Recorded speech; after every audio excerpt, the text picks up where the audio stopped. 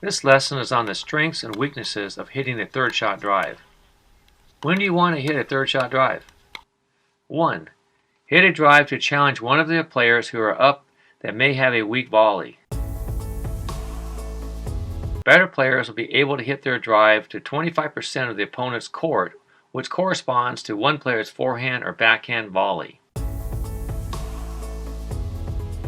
2. Hit a drive when the returner serve has excessive spin. The spin causes the ball to come off your paddle differently and therefore more difficult to execute a drop shot. Hitting a strong drive on your third shot will generally get a defensive volley as a returning shot. Now you have an easier ball to hit for your fifth shot, which will allow you to have better control if you decide to hit a drop shot. Number 3. Hit a drive when the return is deep, which makes it more difficult for your third shot drop. 4. Hit a drive to the side of the court of the returner if that player stays back. You and your partner should recognize a player back and automatically hit to that side, and both of you move up to your non-volley zone line. 5. Hit a drive when one of your opponents is moving forward to their non-volley zone line.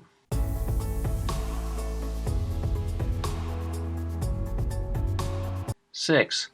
Hit a drive if you don't have a dependable drop shot.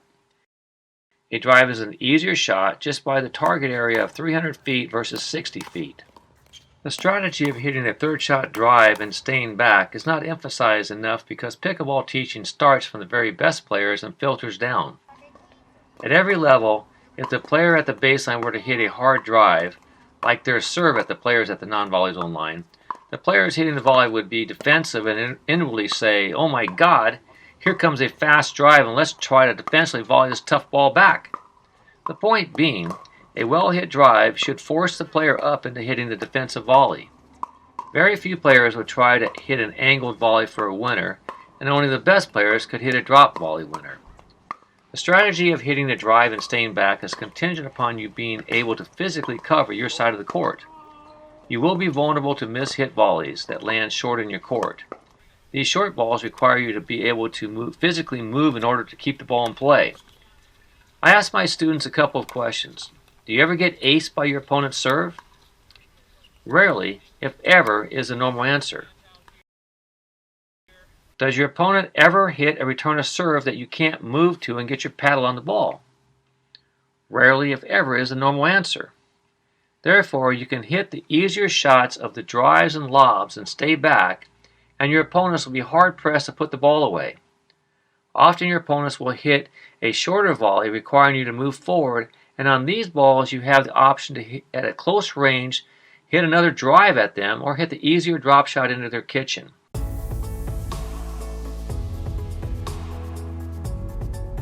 Bear in mind that the highest levels of play, the volleys are very good, and therefore it is safer to hit a drop shot and move up to your non-volley zone line. Another aspect to understand is where do you position yourself and your partner after you hit a third shot drive. You should position yourself deeper if your opponents have good volleys, and a little in front of the baseline if your opponents volley the ball shorter into your court. Be ready to move just like you are when your opponents are hitting the serve. You are employing this strategy because hitting a drive is an easier shot than a drop shot. Additionally, your drive is going to challenge your opponent's volley.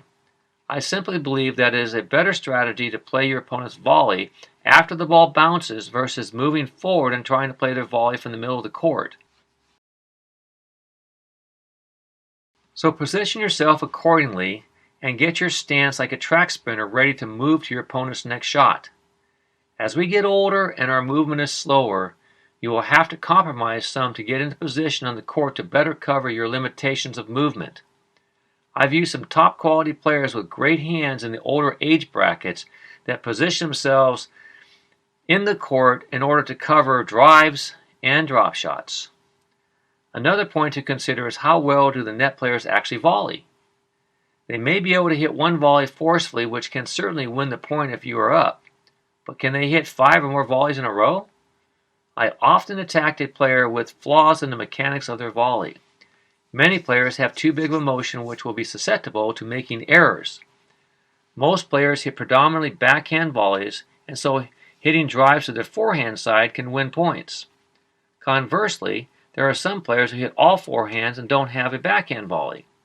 Some players use one side of the paddle for all volleys, and this unorthodox technique can be exploited. It is safer to hit a drive to a specific side of an opponent, forcing them to hit what you want them to hit, and stay back because it's just very difficult for a net player to put a ball away if you stay back.